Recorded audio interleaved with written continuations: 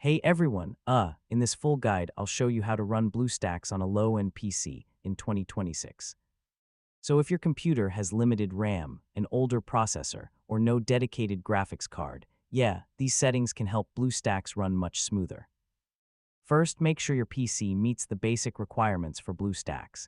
Even on a low-end system, you'll still need enough free storage space and updated Windows drivers. Next, download and install the newest version of BlueStacks from the official website. Newer versions are usually optimized better for weaker systems. After launching BlueStacks, open Settings and go to the Performance section. Lower the CPU and memory allocation to settings your PC can handle comfortably. On weaker systems, try playing lightweight games or lowering graphics settings inside games. Heavy Android games may still struggle on very old hardware.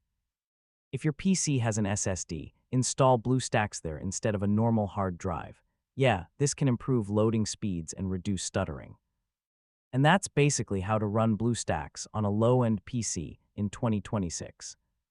With the right settings and optimizations, you can still enjoy Android apps and lighter games smoothly on older hardware. Thanks for watching, and I'll see you in the next tutorial.